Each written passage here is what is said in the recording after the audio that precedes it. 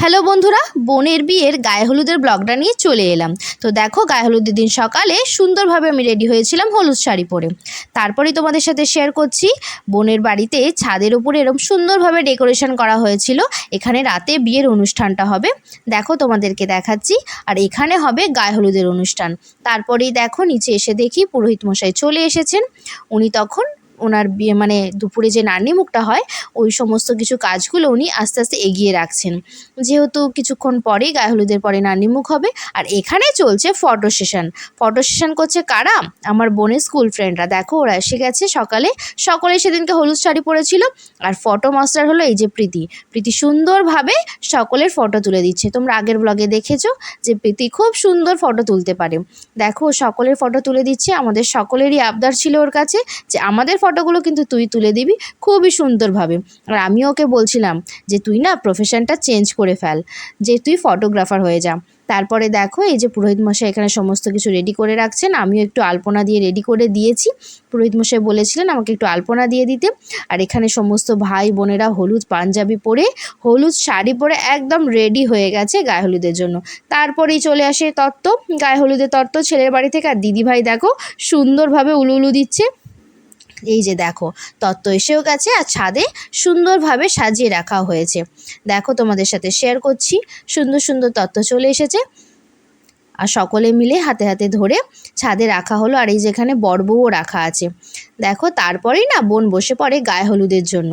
দেখো, বোনকে খুব মিষ্টি দেখতে লাগছে, তোমাদের সাথে একটু শেয়ার করছি। দেখো, তখন চলবে একটু ফটো সেশন, সেই জন্য আমরা ওকে বললাম যে তুই এখানে একটু বস, আমিও একটু ভিডিও করি আর সকলে একটু ফটো তুলে নিক। আসলে নিজেদের যেহেতু অনুষ্ঠান, ওখানে যাচ্ছে ওখানে যে সকলে মিলে একসাথে ফটো তোলা হয়তো হয়ে ওঠেনি, কিন্তু মানে আনন্দ হয়ে ভিড়ে আমি তো অনেক সময় ভুলেই গেছি ফটো তুলতে, এরকম একটা ব্যাপার। দেখো, সুন্দরভাবে বোন বসেছিল আর গায়ে হলুদের জায়গাটা সুন্দরভাবে ডেকোরেশনও হয়েছিল। তারপরেই শুরু হয়ে যায় গায়ে হলুদের পর্ব। যেহেতু তোমরা আগেই দেখেছো যে ছেলের বাড়ি থেকে গায়ে হলুদ চলে এসছে। আর বোনের পিছনে যাদের দেখছো ওরা ওর স্কুল ফ্রেন্ডরা দাঁড়িয়ে পড়েছে সুন্দরভাবে হলুদ নিয়ে বন্ধুর গায়ে লাগাবে বলে। আর প্রীতি তখন একদম ফোনে ব্যস্ত, সকলকে মানে বলে দিচ্ছে কিভাবে বাড়িতে আসবে, জায়গাটা চিনবে, এরকম একটা ব্যাপার। দেখো, ওর ফ্রেন্ডরা একদম রেডি হয়ে গেছে সুন্দরভাবে বন্ধুকে গায়ে হলুদ লাগাবে বলে।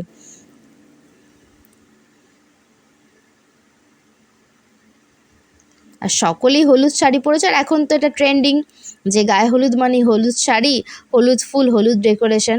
দেখো, বোন তখন মানে ফটো সেশনের জন্য একদম পোজ দিচ্ছে।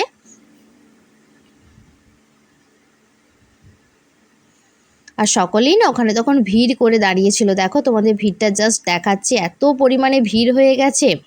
সকলেরই ইচ্ছা যে একটু গায়ে হলুদ লাগাবে। তারপরে মামন চলে যায়, কিছু একটা রিচুয়ালস ছিল, সেই রিচুয়ালসটা করার জন্য আর কি। ওই যে চুল থেকে তেল দিয়ে কিছু একটা করতে হয়, আমি ঠিকঠাক জানি না, তোমরা হয়তো অনেকে জানো, জানলে আমাকে কমেন্টে জানাতে পারো। তো দেখো, ওটা করার জন্য মামন গেছে। ওটা আর কি মাকেই হয়তো করতে হয়, আমি ঠিক জানি না, তাই বলছি না। তারপরে ওই রিচুয়ালসটা শুরু হয়। মাথা থেকে আর কি একটু চুল নিয়ে সেই চুলটার মধ্যে তেলটা দিয়ে মাটির নিচেতে ফেলতে হয়, এরকম একটা কিছু ব্যাপার আছে, আমি ঠিকঠাক জানি না, তাই তোমাদের ঠিক বলতে পারলাম না। তোমরা জানলে আমাকে জানিও। দেখো, পাশের বাড়ি একজন কাকিমা চুলটা বার করে দিলেন। তারপরে মামন যেটা রিচুয়ালস করা সেটা করছিল।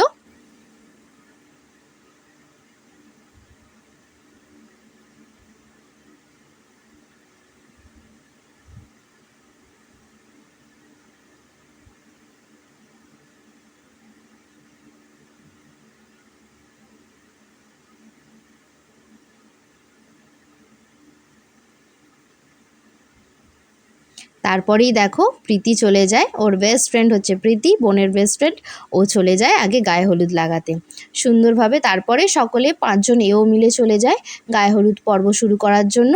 আর আমরা একটু ফটো সেশন করে নিই, সেটাই তোমাদের সাথে শেয়ার করলাম। তো আজকের ব্লগটা কেমন লাগলো প্লিজ আমাকে কমেন্টে জানিও। তো চলো, টাটা।